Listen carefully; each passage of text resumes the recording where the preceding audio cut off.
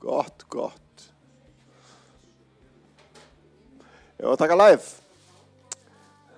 Er þetta komið? Við erum byrjuð. Komið sæl öll.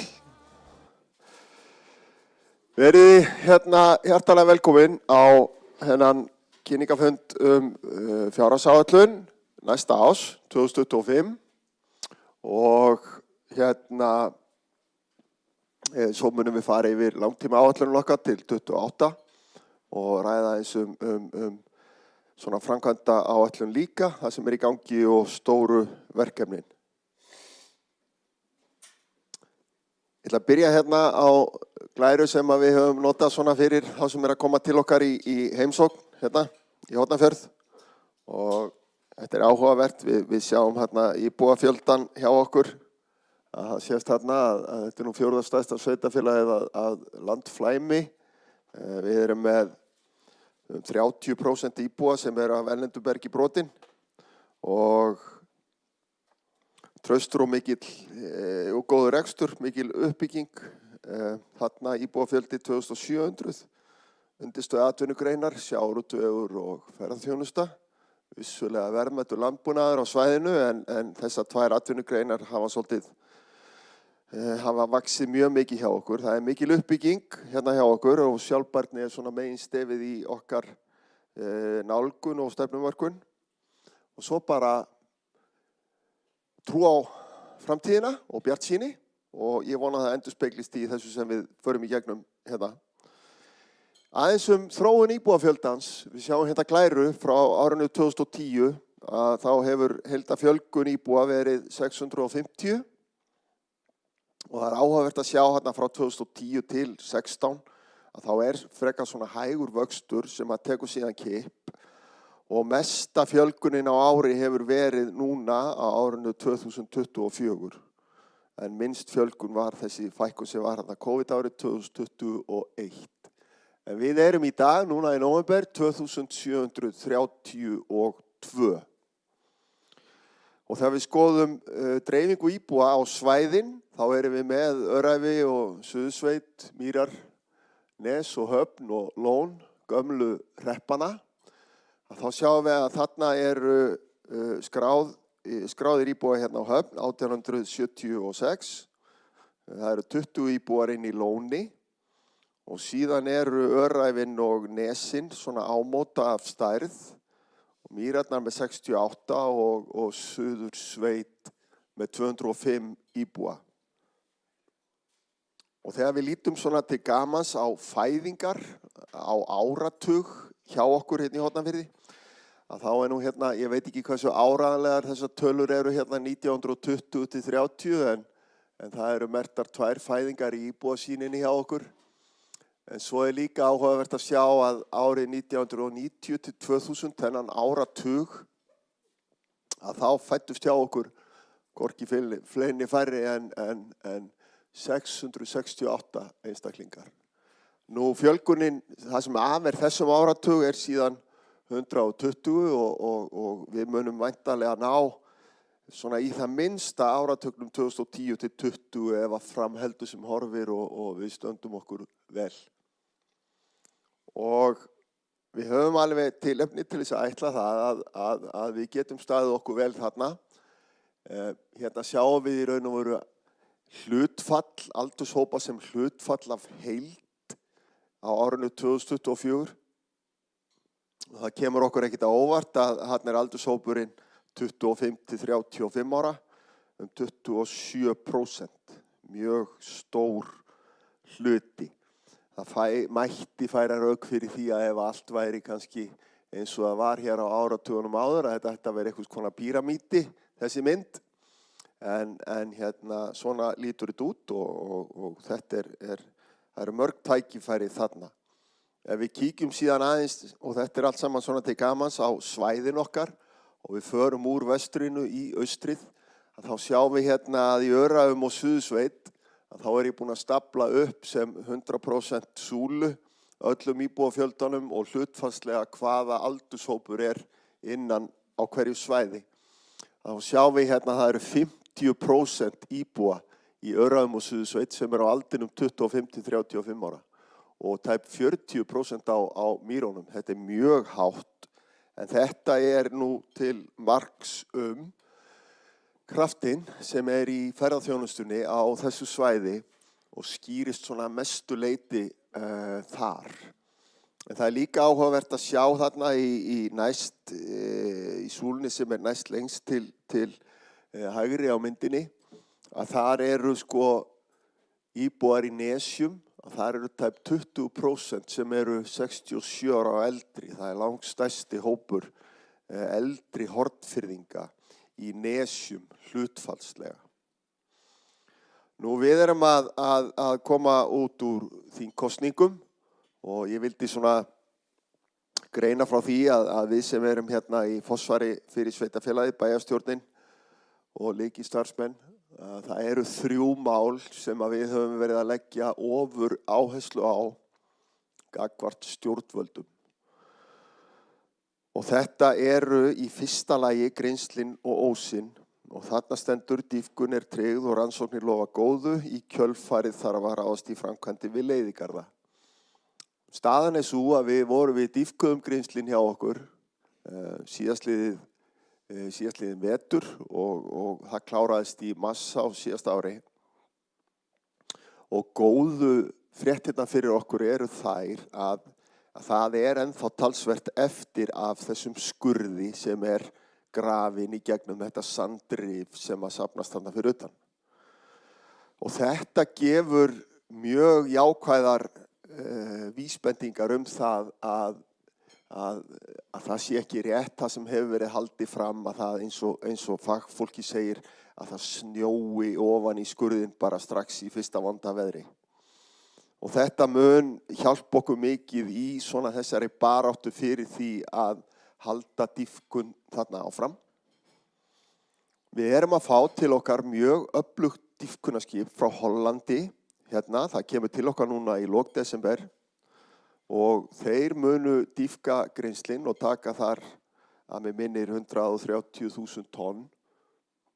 En við höfum líka verið í rannsóknum og vinnu með danska straumfræðifyrirtækinu DHI, þar sem að við, ég sem hafnarstjóri, forstöðumaður hafnarinnar, skipstjórar hjá Skinney Þinganes, Vegagerðin og þeir hafa verið í samtali og vinnu og þar höfum við verið að keyra alls konar líkön að leiðigörðum sem hægt að byggja hérna út í Ós.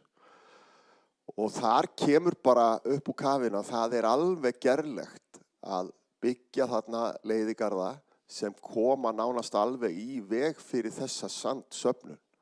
Þannig að okkar baráttumál verður núna að náttúrulega tryggja áfram þessar rannsóknir og viðvarandi dýpkun á fjárlögum og síðan að hefja vinnu við þessa leiðigarða. Síðan höfum við rætt, og þetta þessi 3 mál fyrir þá sem voru að koma inn, sem að við höfum verið að halda að okkar þingmannsefnum og stjórnvöldum.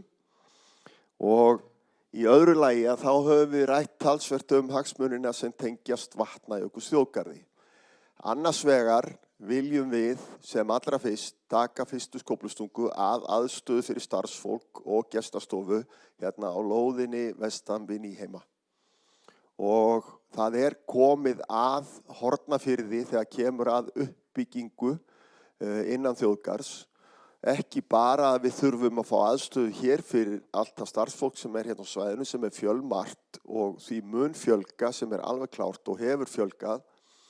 En við þurfum líka og höfum verið að berjast fyrir því að uppbyggingin sem verður á Jökulsárlóni taki tillit til hagsmuna nær samfélagsins. Það nefnilega þannig að í 1 af 4 markmiðum með stofnun þjóðgarðsins, og ég ætla ekki að vera hrokafullur, en það 80% af tekjum þjóðgarðsins sem verða til hér í Hornafirði, og þetta svæði, suðursvæði Vatnajökulsþjóðgarðs, ber að svo mörgu leyti höfuð og herðar yfir önnur svæði hvað varðar fjölda ferðafólks starfa og verðmætasköpun. En sú aðferð sem verður farin hér í útboðum á slíkri uppbyggingu eins og við Jökulsárlón, hún verður sniðmátt að því hvernig farið verður á svæðin allt í kringum jökulinn. Við höfum prófað ýmsar leiðir og í lögum atvinnustarfsemi á landi í eigu ríkisins kemur fram að það eiginlega bara horft til hver býður hæst. Við buðum út matarvagnana hjá okkur og þar voru hæstbjóðendur sem fengu. En svo fórum við núna með auglýsingu nýja samninga ísjallaferðir og jöklagöngur, mjög nýlega, bara á síðustu, fyrir 2 vikum. Og þar settum við inn í hæfnisskilyrði þeirra sem gátu fengið samning slíka starfsemi, settum við inn hluti eins og hefur reynslu af starfsemi hér í Hornafirði. Og þegar við bjóðum út uppbygginguna við Jökulsárlón sem í raun og veru hin höfnin okkar hér í Hornafirði,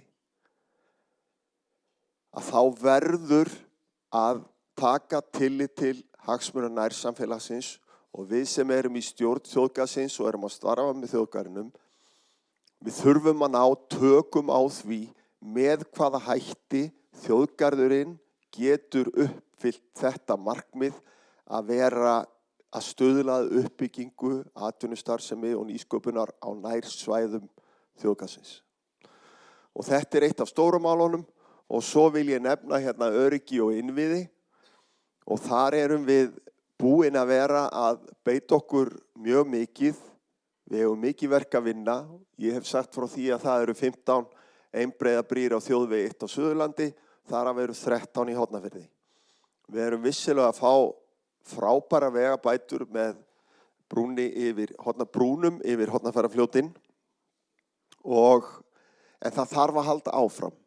Og við höfum verið í þéttu samtali með vegagerðinni færslu á hringveginum í Sandfelli í Öræfum að laga vegaxlir og ég verð að segja að allt okkar samstarf við vegagerðina, hvort sem að það varðandi fljótaveginn, varðandi baráttu okkar hérna fyrir hringtorkinu, varðandi ýmsar vegbætur og annað hefur verið alveg bara frábært. Þarna teymi fólk sem alltaf vilja gert og hefur mikið skilning á þessu hérna hjá okkur. En það meira heldur en bara veginnir þegar kemur að innviðunum hjá okkur. Það bara of mikið lagt á of fáa og við höfum verið að reyna að kjarna okkar baráttu og finna nákvæmlega hvar við viljum bera niður. Og eitt af því sem við viljum núna beita okkur fyrir og höfum fulla trú á að við getum náð í gegn og við ræddum í almannavarnanefnd í vikunni og bókuðum að það að byggja heilsugæslusel í Öræfum. Staðan hjá okkur sú að við erum með reiknireglu heilsugæslu sem að byggir á íbúafjölda sveitarfélagsins. Og þið sáuð að við erum orðin 2700. En það eru bara 2700 sem að sofa bara á hótelum og gistiheimilum 300 daga á ári. Og þá algjörlega ótalinn allur sá fjöldi sem að keyri til okkar gistir í ferðavögnum, tjöldum eða bara fer í gegnum sveitarfélagið eða fram og tilbaka. Og ég minni á að það eru 5 banaslys sem hafa orðið í Öræfum og Suðursveit bara á þessu ári. 2 í bílslysi sem var í janúar, 1 í mótorhjólaslýsi sem var í sumar eða haust, 1 göngumaður í Birnudal og síðan slys í Íshelli. Og það ekkert verið að grínast með það að það sé of mikið lagt á of fáa. Það bara fólk sem í slökkviliði, björgunarsveit og fleiru í Öræfum sem bara ekki að ná utanum þetta allt saman. Og ég ætla ekki að fara að reka í löngu máli svona það sem að við þurfum að gera en þetta viðbragð bara þannig að keyra úr vestasta hluta sveitarfélagsins okkar til þess austasta sama vegalengd og að keyra frá Reykjavík og inn í Húnavatnssýslu sko. Skiljið, langleiðin á Blönduós. Og að keyra frá Höfn og í Öræfi þegar það slys jafnlangt og að keyra frá Rauðavatni og að Seljalandsfossi. Og þið getið ímyndað ykkur ef allt viðbragðið úr Árbænum væri bara horfið af því að það væri á Seljalandsfossi og eitthvað myndi gerast í Árbænum. Þetta staðan hjá okkur. Þannig að við ætlum að berjast fyrir því að fá þetta heilsugæslusel. Það þarf væntanlega að byggja og þarna viljum við fá staðsettan sjúkraflutningamann allan ásins hring sem sagt frá morgni til kvölds. Ásamt því náttúrulega hjúkrunarfræðingur væri þarna mögulega einhvern tíma og læknir síðan á auglýstum tíma. Þannig að þetta þessi 3 mál sem að við í bæjarstjórninni vorum að handsala og horfa í augun á okkar frambjóðendum og ég hef fulla trú á að við getum náð árangri í öllu þessum málum og við höfum náttúrulega náð heilmiklu. Það hafa hlutir gerst hérna í öryggismálunum, þjóðgarðinum og vissulega varðandi ósinn. Ekki síst það sem við erum að fengum skip síðasta vetur og fáum aftur skip í dýfku núna. Helstu forsendur síðan fyrir fjárhagsáætluninni, það eru þessar. Útsvarið er óbreytt hjá okkur, það hækkaði árið 2022. Það hækkaði í fyrra útsvarið aðeins, en að samanskapi lækkaði tekjuskatturinn, þannig að þetta kom til jafns og þarna voru sem sagt sveitarfélög og ríki að reyna að tryggja fjármögnun í málefni fatlara. Fasteignaskattur á íbúðarhúsnæði, hann er óbreyttur. Við lækkuðum hann 2022 en hann er óbreyttur núna. Fasteignaskattur á atvinnuhúsnæði óbreytt, horræsagjald óbreytt, vaskgjald óbreytt, en sorpgjöld, samkvæmt gjaldskrá hjá okkur hækka 10%. Og það málaflokkur þar sem við höfum verið að vinna mjög mikið í honum, búin að bjóða út öll sorpmálin og þetta málaflokkur sem tekur mikinn tíma og við höfum verið að gera að mínu viti mjög góða hluti þó við eigum ennþá svolítið í land þarna og við eigum líka ennþá því miður svolítið í land með að ná bæði meiri hagræðingu en líka að uppfylla lagabókstafinn sem segir að hann eigi að standa undir sér þessi málaflokkur. Hérna eru síðan helstu niðurstöður í fjárhagsáætlun fyrir árið 2025. Þar gert ráð fyrir fjárfestingu upp á 1300 milljónir í A-hluta og 240 í B-hluta. Ný lán á áætluð 650 milljónir króna og að handbærfé í árslok verði tæpa 90 milljónir. Framleiða hlutfalli hjá okkur mjög sterkt, 18,6 og veltufjárhlutfallið 0,9. Og við viljum dansa með veltufjárhlutfallið þarna í kringum 1 sem að gefur mjög góða vísbendingu að við séum með gott svona skammtíma greiðsluhæfi. Skulda viðmið samkvæmt reglugerð 53% og skulda hlutfall 76% í áætlun 25. Veltufé frá rekstri, það hefur verið að styrkjast. Þetta eru nammi peningarnir okkar. Þetta eru peningarnir sem standa eftir þegar búið að borga af lánum og laun og kostnað. Og þetta hefur verið að styrkjast hjá okkur 18,6% sem mjög gott og skuldaþekja náttúrulega afskaplega traust. Allt sem yfir einum bendir til fjárhagslegs stöðugleika og eftir því sem þessi tala hærri að þá staðan betri. Nú ef við förum í rekstrartekjurnar þá skiptast þær náttúrulega hérna upp í útsvarið og framlög frá jöfnunarsjóði og síðan aðra tekjur sem eru alls konar gjöld sem verið að rukka. Þá sjáum við í útkomuspánni fyrir árið 2024 gert ráð fyrir 4.540 milljónum króna. Við förum inn í áætlunina 25 með örlítið lægri rekstratekju áætlun og þarna spilar kannski mest inn í að við erum ekki að gera ráð fyrir loðnuvertíð. Við erum búin að taka hana út úr áætlunni. Það eru bara því miður ekki nægilega gott útlit þar þó að við höldum í vonina að það verði farið á fullt og ég vil nefna það líka með Hafrannsóknastofnun að það verður náttúrulega að tryggja þessu batteríi nægt fé til þess að geta stundað viðunandi rannsóknir á þessum stofnum. Staðan einfaldlega ekki þannig í dag að okkar mati. En í áætlun 25 gerum við sem ráð fyrir 4,4 milljörðum og svo mun þetta hækka hérna til ársins 2028.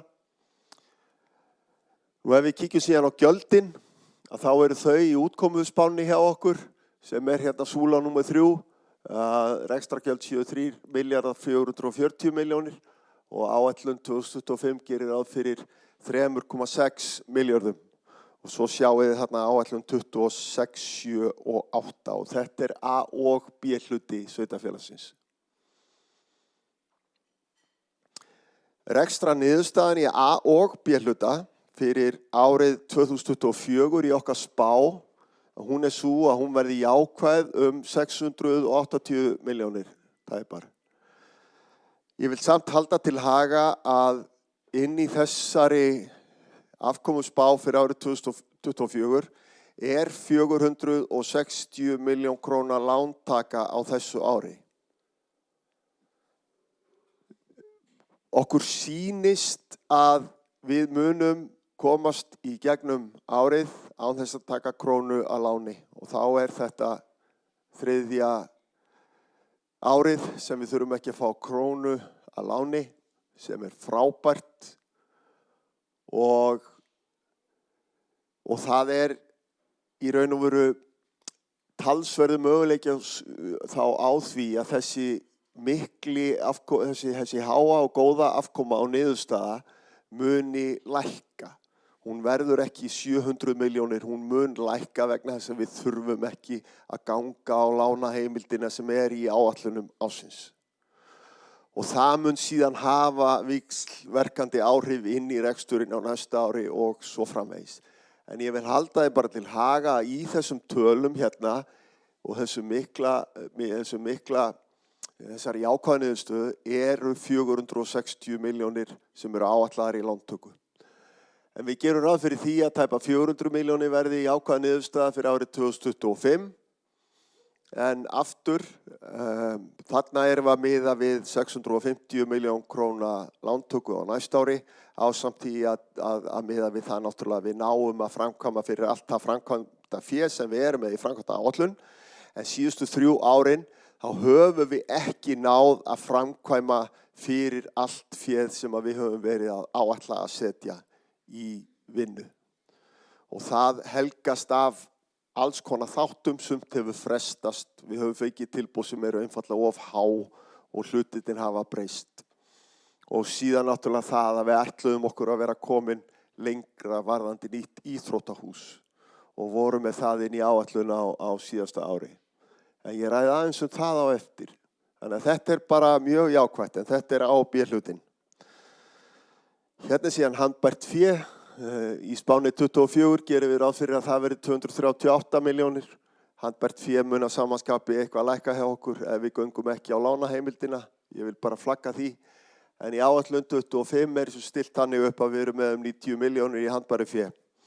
Og rekstur sveitafélagsins á þessu ári hefur verið náttúrulega mjög traustur. Að vísu fengum við ekki loðnuvertíð sem hefur áhrif bæði á A- og B-hlutan.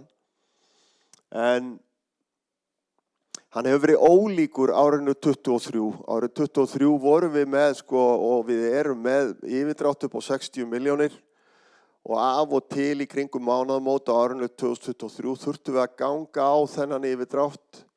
Staðan árið 24, hún eins og þannig að við höfum verið að liggja bara mánaðamót með hálfa milljarðinn á bók og við höfum aldrei þurft að ganga á yfirdráttin. Þetta hefur verið mjög ólíkur þetta daglega amstur hjá okkur í kringum mánaðamót.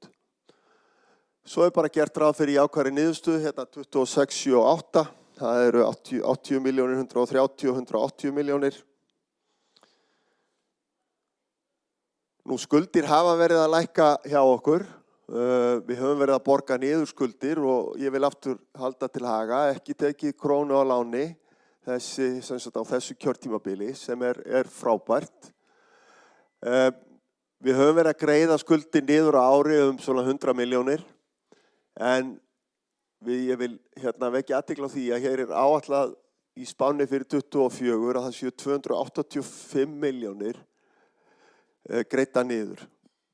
En ástæðan fyrir þessum spæk eða þessu risi þarna sú að við erum að leggja eignir inn í Bríeti leigufélag.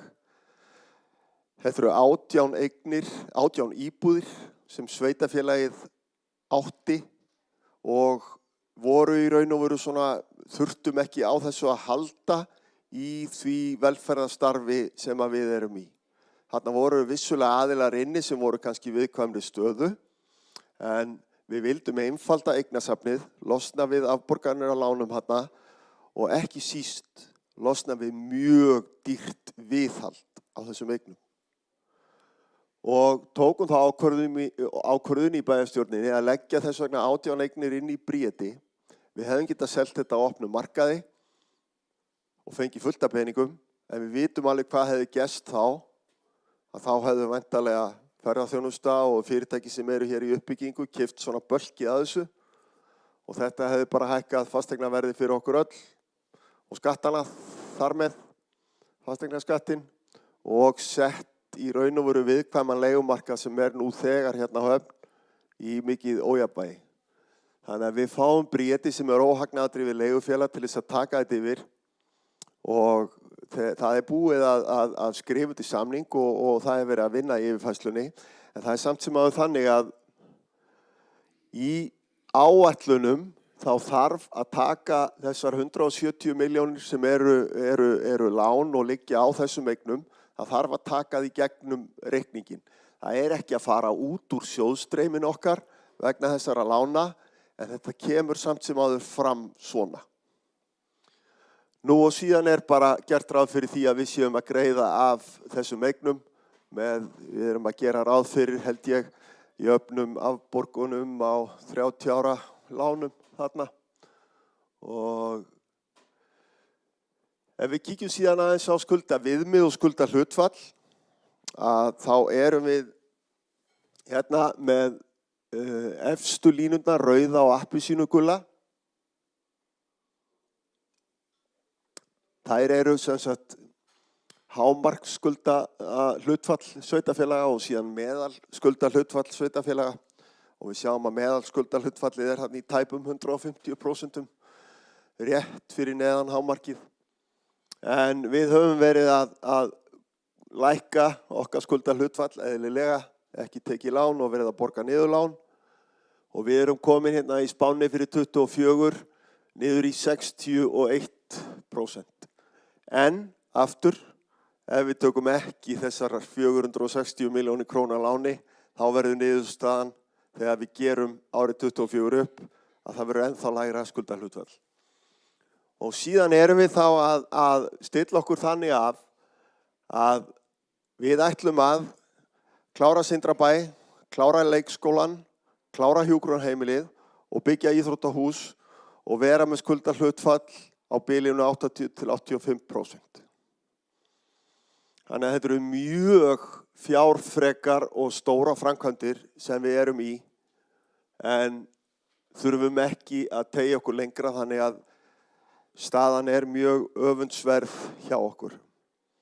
Ég ræddi aðeins veltuféð sem var 18,6% hjá okkur og það styrktist náttúrulega alveg gríðarlega hérna milli 2022 og 2023, alveg ótrúlega mikið og þetta bara til marks kraftin í atvinnulífinu hérna hjá okkur. Og það enn að styrkjast, við gerum ráð fyrir 820 milljónum frá rekstrinum í árið 2025 og að það muni svo verða bara heilbrigður vöxtur til ársins 2028. Þannig að samantekt á áherslum hérna, að það áframhaldandi uppbygging innviða, umfangsmiklar fjárfestingar, við stöndum vörðum góðan rekstur og grunnþjónustu og það náttúrulega þannig að skóla og velferðarmálin okkar, að þau bara gnæfa yfir í bókhaldi sveitarfélagsins. Þetta eru stóru málin og við höfum verið í mjög svona markvissu viðhaldi líka á okkar fasteignum. Við bættum og höfum tvöfaldað frá því að ég kom allavega hingað inn í ramma hjá okkur, sem sagt viðhaldsfjármagn og stöndum okkur mjög vel þar og það góð tilfinning af því að við vitum alveg og við sjáum það í fréttum bara daglega og síðast í morgun hvað það dýrt þegar að það ekki verið að sinna þessu. Og nú ætla ég ekki að vera að segja það að hérna auðvitað rekstur hérna í Hornafirði kannski einfaldari og skilvirkari en hjá Reykjavíkurborg sem þetta náttúrulega allt saman miklu stærra. En það líka tækifæri til þess að standa okkur í þessu. Við höfum verið að laga hérna í Nýheimum, við erum miklu framkvæmdum upp í grunnskólunum og náttúrulega öðrum stöðum. Við stillum álögunum í hóf, við erum almennt ekki að hækka gjaldskrár sem að tengjast barnafjölskyldum umfram 3,5%. Sorpið samt sem áður 10% hækkun þarna. Og þetta var bara viljayfirlýsing frá bæjarstjórn í aðdraganda kjarasamninga sem voru gerðir í byrjun sumars. Nú við stöndum vel og uppfyllum öll skilyrði og alla reglur. Aðeins síðan hérna framkvæmdirnar okkar, að þá sjáum við hérna gráu súluna, þetta er árið 2024 eins og áætlunin leit út. En við gerum þá ráð fyrir því á næsta ári að vera með rúmlega 1,5 milljarð í framkvæmdafé. Og þar eru aftur þessi 4 stóru verkefni sem við erum í, sem munu taka meiri hlutan af þessari fjárhæð, að það er Sindrabær, en breytingarnar á Sindrabæ munu kosta 400 milljónir króna. Og þar erum við að fara alla leið með okkar breytingar á þessu glæsilega húsi. Og við ætlum að klára það með sóma og þetta verður alveg mergjað. Ég var hérna síðast í fyrradag og var að taka á móti fréttamanni sem var að skoða þetta og hann spurði nú er þetta harpa Hornfirðinga og ég kom með eitthvað svar sem ég bað nú að hafa það ekki eftir en bað nú að spyrja mig aftur. Þannig að ég fór eitthvað að tala um eitthvað Kínadót og eitthvað svona. En sleppti því. En síðan er það náttúrulega leikskólinn sem að verður leikskólinn fyrir ekki, hann er tilboð í leikskóla 430 milljónir, eitthvað svoleiðis. Hann mun enda í 450 milljónum með öllum stofnunarkaupum og öðru. Og svo er það hjúkrunarheimilið sem er reikningur upp á 185 milljónir sem við fáum núna 31. desember og næsta ár verður enn þyngra hjá okkur enn það. Og það væri kannski til að æra óstöðugan að fara að tala hjúkrunarheimilið og framkvæmdina, en þetta verður glæsilegt hús, þetta mun gjörbylta aðstöðunni fyrir okkur. Við munum fá hérna stórkostlegt framleiðslu eldhús sem mun framleiða mat fyrir skólana okkar og fleiri, ásamt náttúrulega íbúum. Og það verður að fullu í eigu sveitafélagsins, fáum kapellu, fáum alvöru líkhús, þetta eru hluti sem við höfum verið í vandræðum með. Og þannig að við klárum þetta með sóma og höldum gott partí núna í lok mars þegar við flytjum inn í nýja húsið. Við gerum það ráð fyrir því, eins og ég segi, 1,5 milljarður 2025, 1300 milljónir 2026 og svo fer þetta lækkandi til ársins 2028. Og síðan hér eru dæmi framkvæmdir sem við erum í. Hérna neðst niðri, við keyptum náttúrulega slökkvibifreið á árinu, það var 100 milljónir. Svo komum við hérna á græna kassan, hérna vinstra megin á skjánum, að þar stendur nýtt íþróttahús. Við höfum verið með stýrihóp sem hefur verið að vinna að því að eiga samtal við alla hagsmunaaðila nýtt íþróttahús. Og við fengum kostnaðarmat nýlega á nýtt íþróttahús. Og ég sýni mynd af íþróttahúsinu, það sem er staðsett þarna eins og við segjum á malavellinum. En það eru fleiri staðsetningar sem koma til greina sem á eftir að taka ákvörðun. En ég vil samt segja að þegar við fengum þessa kostnaðaráætlun, að það var hún upp á 4 milljarða. Eða jafnvel meira, 4,5 milljarð. Og það er bara þannig að við erum ekki að fara að byggja íþróttahús fyrir 4 milljarða. Það kemur ekki til greina. Ef þetta er svona dýrt, þá bara hættum við það. En við trúum því líka að þetta sé ekki svona, að þetta kostnaðarmat sem kemur þá frá stóri verkfræðistofu sé bara unnið á einhverju forsendum sem eru ekki ætlaðar litlu sveitafélagi. Og við áttum fund í vikunni, ég og starfsmenn á mannvirkjasviði, með sveitastjóra og oddvita í Skeið- og Gnúpverjahreppi, þar sem að þau eru að byggja 3600 fermetra íþróttahús fyrir 790 milljónir króna.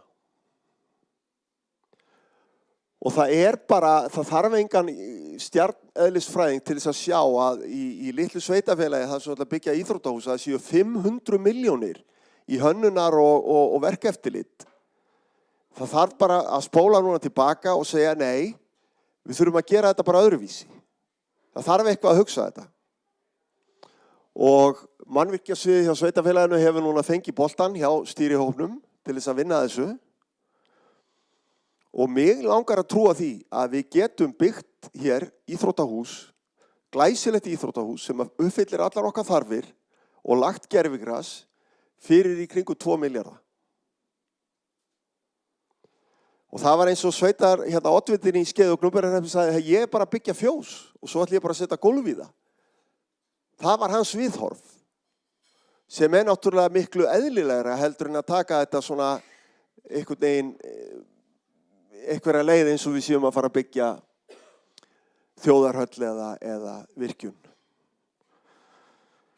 Þannig að við höfum sannlega verk að vinna þarna, en það mjög fljótlega mun stýrihópurinn þurfa að taka ákvörðun staðsetningu þannig að verði bara hægt að fara. Og það verða aldrei allir ánægðir með það sem kemur. Við erum búin að vera í samtali við samfélagi núna, bölki af þessu ári. Það var komið alls konar sjónarmið. Það verða aldrei allir ánægðir. En þetta verður glæsilegt og við getum vonandi byrjað framkvæmdir á næsta ári. Og við erum með það í áætlunum. Við erum síðan með glæsilega viðbyggingu við leikskólann og það gengur mjög vel. Hotfiskir verktakar, hotfiskir starfsmenn og virkilega glæsilegt. Svo nýja hjúkrunarheimilið eins og ég sagði þaðan, það bara allt á fullu núna. Hérna upp í horninu hægra megin, þar Hagahverfið. Þetta nýtt hverfi og við tókum ákvörðun í bæjarráði í vikunni að byrja á áfanga 3, sem ekki áfangi sem næst tjaldsvæðinu heldur aðeins fjær. Og bæjarráð úthlutaði líka lóðinni vegna nýju verslunarmiðstöðunar sem kemur hérna fyrir norðan. Nýja Hagahverfið, algjörlega frábært fráveituverkefni. Við erum að tengja núna frá sandbakkanum Ránaslóðina út í Ósland og hér eru líka hotfiskir verktakar að vinna og þetta býsna merkileg framkvæmd vegna þess að þetta áfangi 4A. Þegar við förum á nýju ári, 25 í áfanga 4B, að þá erum við að tengja síðan í raun og veru hérna frá Nýheimum, úr brunnunum og út á Leiðarhöfða og þá erum við bara komin með bæinn inn á hreinsivirkið okkar. Við erum að standa okkur alveg frábærlega vel þegar kemur að þessum fráveitumálum, stórkostlegt. Hér síðan sala eigna og þetta Bríetarverkefni sem ég talaði um áðan. Svo kemur hérna hringtorg og þetta nú ein áskorunin sem að við erum með í fanginu. Það nefnilega þannig að þegar að vegurinn fyrir 20 árum var hannaður hérna, fljótavegurinn 9, þjóðvegur 1 sem að styttir þjóðveg 1 eina 12 kilometra, glæsileg framkvæmd, að þá voru sett 2 tégallamót á vegtenginguna frá Höfn, Nes, Horn og Mýrar. Og það var bara byggt á umferðartölum sem voru þar. Við sáum það hins vegar að hvernig í óskubónum ætlum við að leysa hjólandi og gangandi þegar við erum með 2 tégallamót á 90 km hraða. Þannig að við fórum í samtal við vegagerðina hvort það væri möguleiki að breyta hönnun vegarins og umferðin hefur bara margfaldast og ég nefni sem dæmi, það var 70% held ég aukning á umferð út á Horni, út á Vestrahorni á þessu ári í nóvember á miðju í fyrra. Við erum að fá hótel inn í Hoffell og alla framkvæmdirnar sem fylgja því. Það eru áætlanir að reisa inn í Skriðu, mjög stórt hótel. Byggðin í Nesjum mun vaksa. Skólabörnin okkar keyra í 5-leika inn í Nes og keyra 2 á dag í gegnum þessi 2 tégallamót. Og við megum bara ekki hugsa til þess að það verði 2 tégallamót á þessum vegi. Og þess vegna höfum við verið að vinna með mismunandi hringtorgsútfærslur. Landið hérna sem hérna fyrir ofan veginn í Dilksnesi, það var engin leið að fara með veginn þar í gegn og þess vegna þurftum við að reyna að ná samningum við landeigendur hérna fyrir suðaustanveginn og erum með munnlega samninga þar. Fórum og óskuðum eftir sem sagt, það matskyldu fyrirspurn fengum í síðustu viku Á föstudaginn í síðustu viku fengum við síðan bréf frá Skipulagsstofnun, þar sem kemur fram að það eru einhverjar vistgerðir sem eru þarna á þessu svæði, sem ég bað nú ekki nafnið á, og það talað að það þurfa að fara með þetta í mat á umhverfisáhrifum, sem að þýðir það að það allavega 1 ár, sem þýðir það að við fáum ekki hringtorg. Og við Brynjar vorum að klára fund núna með Vegagerðinni, VFSO, og eigum fund á mánudaginn með Skipulagsstofnun, þar sem við erum að fara yfir þetta. Það er engin augljós leið í boði, það er erfitt þegar komin stjórnvaldsákvörðun að snúa henni, en í mínum huga eru bara svo ríkir almannahagsmunir á ferðinni hérna að það þarf bara að gera eitthvað. Og við þurfum að koma svo við erum bara á síðustu metrónum með þetta. Framkvæmdi við veginn í fullum gangi. Þannig að ef við náum ekki í þessari umferð, þá fáum við tékallamót. Þannig að við erum að vinna í þessu alveg á fullu. Og svo það hérna Sindrabær, stórkostlegt verkefni. Mikil hakaði til að halda gott partí þarna. Aðeins svona aðrar framkvæmdir, ég veit þetta svolítið smátt á skjánum og meiri sé að fara aðeins út af hérna kortinu. Þetta er ekki tæmandi listi, en ég vildi segja ykkur frá því hjúkrunarheimilið að þá sjáu þið hérna við gerum ráð fyrir 200 milljónum á árinu 2024, 250, 2025 og það er náttúrulega alveg trillt að við séum að byggja hús utan málaflokk sem við berum ekki ábyrgð á og kostnaðurinn á að liggja svona 15% á sveitafélaginu, 20 rými og það sé 700 milljónir bara fyrir sveitafélagið. Þetta biti sem að þarf hins vegar að kyngja og það þarf að halda áfram. Þetta ekkert sem að við erum að fara að gera í þessu núna. Húsið verður stórglæsilegt. Okkar besta fólki mun líða vel. Sindrabær, að þar erum við með áætlaðar 140 milljónir 24. Við gerum ráð fyrir að verðum 100 milljónir sem fara út á þessu ári. Og það eru 215. Ég nefndi áðan að þetta verkefni væri 400 milljónir. Ég held þetta sé 350 milljón krónar verkefni, eitthvað svoleiðis.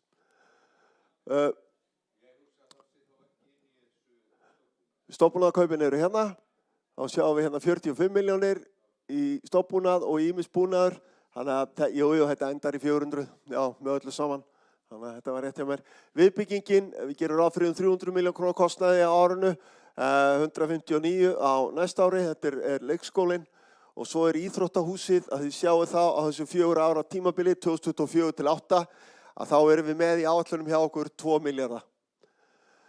Og svo eru ýmsar tölur sem eru svona boldar, við erum hérna með gatnagerð, innviðir, hagahverfi og ekki hagahverfi og í B-hlutanum, að það hagahverfi náttúrulega að taka talsvert til sín hérna á árinu 2025 og fráveitan líka og síðan hérna meiri átt að við allt fasteigna sjá að það dettur niður í 0 hérna en ástæðan fyrir því svo að þetta tekið út úr fjárfestingar áætlun vegna þess að þetta bara ongoing hjá okkur og þetta fer inn í ramma hjá umsjónarmanni fasteigna. Þannig að aðeins síðan á það sem í gangi og ekki á vegum sveitafélagsins. Við fengum nýtt hótel á Reynivöllum, alveg stórkostlegt á þessu ári. Og svo vil ég segja, fengum við nýtt skip. Hákon kom til okkar, hann náttúrulega í eigu Gjögur á Grenivík en mun leggja stóran hluta uppsjáfisk hérna hjá okkur. En við munum fá nýtt skip. Skinney að kaupa systurskip Hákons og það áætlað að koma til okkar í lok nóvember en við vitum nú alltaf hvernig það með þessi skip, ekki alltaf ykkur að tafir á þessum stórum verkum.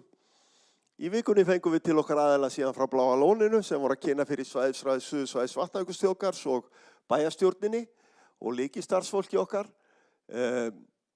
sem í skipulagsmálum, sína uppbyggingu og þar allt á fleygi ferð og grunnhugmyndir komnar og virkilega spennandi. Ég bara vonast til þess að það verið tekið ný skóflustunga að þessari verslunarmiðstöð. Við vorum að úthluta lóðinni í vikunni og bara leið og frosti fyrir úr jörð að við getum gert það. Og svo það náttúrulega miðbærinn okkar. Hann ekkert úr sögunni en boltinn hjá Skinney sem framkvæmt aðili þar. Ég veit ekki hvaða leið félagi fer en við erum að leggja loka hönd hjá sveitafélaginu á Sandvíksdrög sem við ætlum að senda á þau. Svona samstarfið, með hvað hætti við högum því að yfirtaka ákveðin svæði og hver ber ábyrgð á hverju. Og það var nú svo gott að vinir okkar í Árborg voru með slíka samninga sem voru gerðir og höfðu reynslu af því með Sigtúni þróunarfélagi og ég fekk nú einhverja klausur sendar úr þeim samningum svona án einhverja trúnaðarupplýsinga og við þurftum ekki einu sinni að breyta skammstöfunum. Það var Sigtún þróunarfélagi og Skinnið Þinganes. Þannig að svo björgunarfélagið okkar stendur það í Stórræðum og það að byggja nýja björgunarmiðstöð og þeir eru byrjuð að fá eitthvað efni sent og munu hefja byggingu húsins í vor. Algjörlega magnað verkefni og metnaðurinn. Og við þurfum öll að leggjast á eitt þá eftir að fjármagna örlítinn hluta þarna og líka örlítinn hluta af nýja björgunarskipinu sem að koma til okkur á næsta ári. En við skulum ekki gleyma því að við erum að tala hérna uppbygging hjá Skinney hérna niðri. Miðbærinn, Skinney, nýtt skip, Skinney, björgunarmiðstöð. Það væri ekki verið að fara að byggja þessa björgunarmiðstöð ef ekki væri fyrir Skinney. Þeir gáfu 200 milljónir til byggingarinnar. Og það bara hægt að telja á fingur og vannara handar þau stórfyrirtæki á Íslandi sem eru að fjárfesta með þessum hætti í nærsamfélögum sínum. Og á sjálfsagt eftir að aukast líka vegna þess að það verið að gefa fordæmi af okkar góðu fyrirtækjum. Uppbyggingin, frystiklefinn sem að koma hérna hjá Skinney, náttúrulega búið að taka síðan hérna verksmiðjuna hjá þeim, uppsjávarverksmiðjuna og snýta henni. Og ef þið sáuð í B-hlutanum í framkvæmdaáætlun hjá okkur á næsta ári, þá erum við hætt við að taka Miklagarðsbryggjuna í samstarfi við Vegagerðina og við ætlum að fara í Bræðslubryggjuna frekar. Það liggur meira á því að laga hana. Svo aðra framkvæmdir, það að rísa hérna skemmur og hús allan bæ og svo nýji fljótavegurinn, hann að koma. Þannig að það mikið gróska, góðu gangur, spennandi tímar, fullt af opnunarpartíum og hátíðum á næsta ári. Og nú ætlum ég að taka við bara spurningum ef ykkur eru og að því að við erum í útsendingu, að þá ætlum ég að fá að endurtaka spurningarnar þegar að þær koma. Eitthvað sem að ég get svarað. Eða við. Hér eru bæjarfulltrúar í salnum líka. Já, Albert.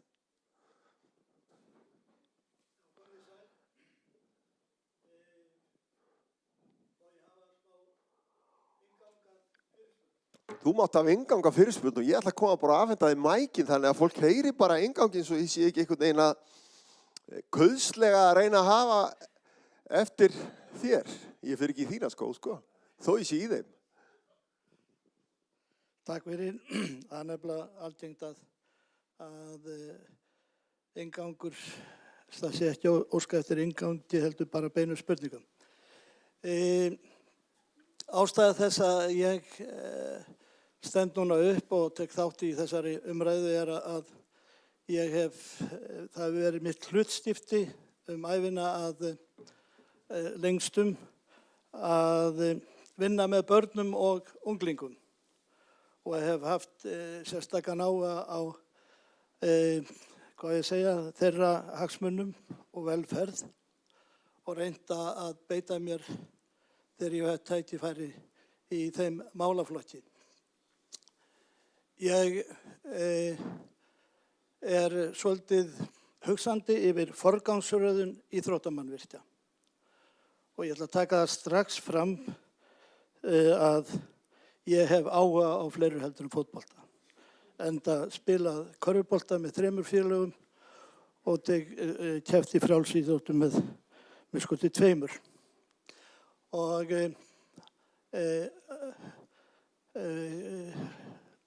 átti þátti því að stofna til dæmis fimleikadeildina eingöngu með hagsmuni yngri krakkana og þó sérstaklega stúlknanna sem að mér finnst stundum vera svona afgangsstærð og meira hugsað stóru kallana og einhvers konar afrekshugsjónir.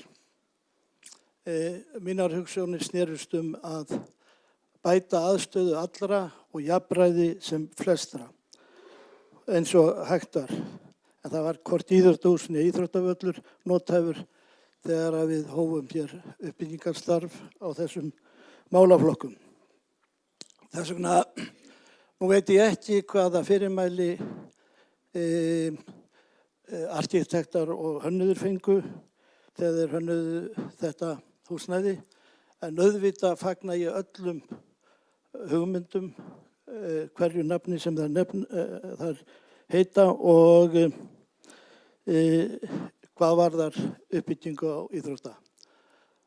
Ég fór að huga að skoða þetta svona í stóru samhengi þegar ég sá þessar stóru tölur í kringum 4 milljarða og maður hrekkur náttúrulega við. Og fór að skoða hvar skórinn kreppir helst hjá þessum krökkum okkar sem er mikilvægt að hlúa að og efla og bæta aðstöðu eins og hægt er. Og þá er ég mikið að hugsa til krakkana frá fermingaraldri til tvítugs. Þetta er viðkvæmasti aldurshópurinn, mesta hætti á brottfalli úr íþróttum. Og hvers vegna eigum við að hugsa um það? Það er vegna þess að íþróttir eru besta forvörn fyrir þennan aldursflokk á mörgum sviðum og allar rannsóknir og kannanir staðfesta það. Og þess vegna hefði ég nú viljað setja í forgang og horfa til þess hvernig eru þessi hópar samsettir hérna hjá okkur í samfélaginu. Og hverjir eru að stunda þessar íþróttir, hverjir búa við erfiðustu aðstæðurnar. Og þá kemur í þeirri skoðun minni, sýnist mér að stúlkur og drengir á þessum aldri sem ég nefndi, sem eru að spila fótbolta, eru við erfiðustu aðstæðurnar. Og þetta segi ég vegna þess að þeir hafa mjög góða aðstöðu í bárunni til æfinga en knattspyrnan er orðin heilsárs íþrótt, hvort sem okkur líka það nú betur og verð. Og ef okkar krakkar ætla að vera jafnfætis öðrum á landinu, að þá verða þau að taka þátt í Íslandsmóti og það stendur frá apríl og fram í september. Og þá er okkar aðstæður ónothæfar hluta af þessu og þau fara, þessir unglingar, þau þurfa að ferðast austur á land og á höfuðborgarsvæði til að spila heimaleiki sína að vori og hausti með löngum ferðalögum, dýrum og svo framvegis. Og þess vegna hef ég áhyggjur af stúlkunum í þessum aldurshópi hvað þær munu endast mikið næstu árin við þessar aðstæður. Og gervigras, og það hef ég frá kunnáttumönnum úr knattspyrnuhreyfingunni. Við skulum segja að gott gervigras kostar svona 400 milljónir pluss mínus en með lýsingu 450. Þetta er allt grófar tölur og ég set málið þannig upp þegar ég hugsa þetta að ef að íþróttahús kemur á undan með öllum þeim tilkostnaði að þá verður ekki meira gert í íþróttauppbyggingu næstu ári. Jafnvel 5 til 10 ár gæti ég alveg þorað að giska á. Og þá þurfa þessir krakkar að búa við þessar aðstæður. Þið fyrirgeðu, ég er svo þurr í munninum að ég á erfitt með mál. En sem að mér finnst ekki eiginlega boðlegt. Aftur á móti, ef að forgangsröðinni er gervigras á undan og íþróttu sig á eftir, að þá þarf ekki að seinka mikið íþróttahúsinu. Því að þið sjáið það að samkvæmt þessum tölum að ef maður setur bara 3 milljarða en við getum lækkað ennþá, að þá er íþróttavöllur svo mörgu sinnum ódýrari og fjármagnast á styttri tíma. Og það ég er reyndar, takk fyrir.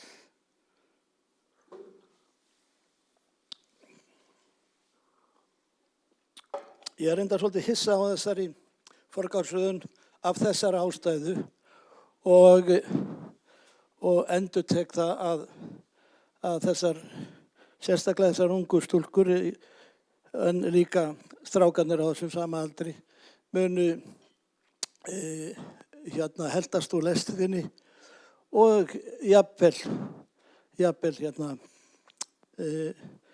yrði erfitt að manna lið í þessum aldursflokkum í framtíðinni. Ef ég má rifja upp, ég sendi nú bæjarfulltrúum bréf með mínum hugleiðingum að ég fór í leikskýrslur þessara krakka, síðustu leikskýrslu í haust og hjá stelpunum voru 15 stelpur sem að léku þann leik. Af þeim voru, ef ég man rétt, 11-20 ára og yngri. Þannig þið sjáið hvaða aldur þetta er. Og af þeim voru 13 uppaldar hjá Sindra og 2 erlendar sem voru sóttar til þess að halda út í liðinu og aðstoða þessar ungu stúlkur að klára mótið. Hjá strákunum voru aftur á móti 18 á skýrslu og af þeim voru 13-20 ára yngri, ef maður rétt, eða 11, það skiptir ekki öllu máli og allir tóku þátt í leiknum með einn, hjá stelpunum tóku allar stelpunar þátt í leiknum og þar voru 13 strákar uppaldir hjá félaginu. Þetta er samsetningin á þessum mikilvægu hópum. Og ég vil nú ekki stilla íþróttagreinunum svona upp í einhverju andstöðu því að ég fagna því að allir hafi góðar aðstæður en ég eins og ég sagði upp að ég mjög hugsi þessa forgangsröðun og mér finnst að ég ætla bara að leyfa mér að segja það að kvennapólitíkin sé þarna undir. Takk fyrir.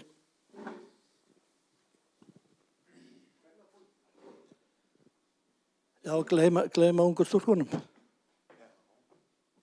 Takk fyrir þetta, Albert. Mjög góðar hugleiðingar og þetta er alveg rétt og í mínum huga eins og ég sagði áðan þá myndi og við sem erum núna að vinna þessu þá langar okkur að gera þetta samhliða og það hefur ekki verið tekin nein ákvörðun endilega að gera það ekki. Best væri að geta náð hagkvæmri byggingu og sett gervigras líka. Herðu og til hamingju með komin í fyrst í félagi í það var nú ekki heiðurshöll en heiðursfélagi Sindra. Nei, ekkert blanda því í þetta, en samt sem áður til hamingju með það og í því skyni þá vil ég líka segja að við vorum núna síðasta sunnudag að skrifa undir nýjan þjónustusamning við Sindra. Glæsilegan þjónustusamning og Þórgunnur hefur verið að leiða svona samtalið við Sindra hvernig við getum borið þarna niður og bæjarstjórn allir sammála það að bæta í og gera betur af því að við vitum það eins og við höfum sagt að fjárfesting í unga fólkinu er fjárfesting í framtíðinni. Og það er alveg ótrúlegt hvað unga fólki okkar er magnað.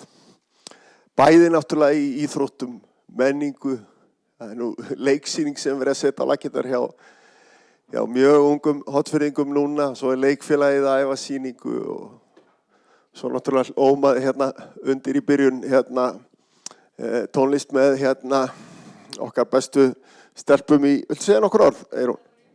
Já, komdu.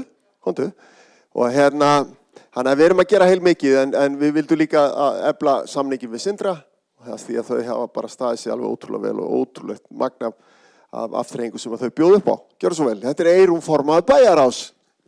Hæ, takk aðeinslega fyrir þetta. Mér langaði að árétta eitt í þessu. Þetta verður að vera heildarmynd eins og staðan er núna með þær staðsetningar sem við erum að horfa á íþróttahúsi þá skiptir grundvallarmáli að við vitum hvar við byggjum íþróttahús upp á það að við getum staðsett völlinn. Tillögurnar annars vegar snúast núna það að setja bara, ef við myndum ákveða núna, að skipta bara grasið eins og það og setja gervigras, þá erum við búin að gjörsamlega binda hendur okkar í staðsetningu íþróttahúsi. Þá það bara ákveðið. Ef við ætlum að hafa möguleikann á þessari viðbyggingu, þá þýðir það að við ætlum að færa grasið 15 metra með öllu heila klappinu. Þannig að þess vegna erum við ennþá að hugsa þetta sem eina heildarmynd. Þess vegna verðum við að hugsa þetta til svona rosalega langs tíma af því að leið og við tökum eitthvað skref, þá erum við búin að binda hendur okkar og getum ekki farin eitt annað í framtíðinni. Þess vegna svo ógeðslega mikilvægt þegar við tala þessar tölur að við vöndum okkur alveg bara eins mikið og við getum. Þannig að við lendum ekki í súpunni síðar. Þannig að þess vegna erum við ekki kannski komin lengra í þessu. Ég skil það hljómar mjög eðlilega að geta farið í ódýrari framkvæmd fyrst, en af því að það væri bara fyrsti hlekkurinn í mjög langri og stórri keðju, rosalega stórra og metnaðarfulla fjárfestinga hjá sveitarfélaginu, að þá verðum við að vanda þessa fyrstu keðju svo ofboðslega vel. En ég skil svo innilega hvað þú meinar, við höfum vandað okkur við að tala við alla hagaðila, af því að þetta eru svo margir hópar af fólki sem við þurfum að halda vel utanum. Við þurfum að halda utanum fólk á öllum aldri, öllum kynjum, í öllum íþróttunum. Við viljum hafa rými fyrir þetta allt og við viljum ennþá geta stækkað. En það sérst ástæðan fyrir því að við getum ekki byrjað strax af því að við erum að reyna að vanda okkur við framtíðarsýn sem að við getum vonandi öll verið sátt næstu 50 árin, lengur. Þannig að maður langaði bara að árita þetta. Takk. Takk fyrir Eyrún. Ef að taka eina spurning enn, við erum komin aðeins yfir á tímanum sem var auglýstur. Einhver sem vil kvóta? Nei, þú eyðileggur aldrei neitt, Albert. Já, Jói? Já?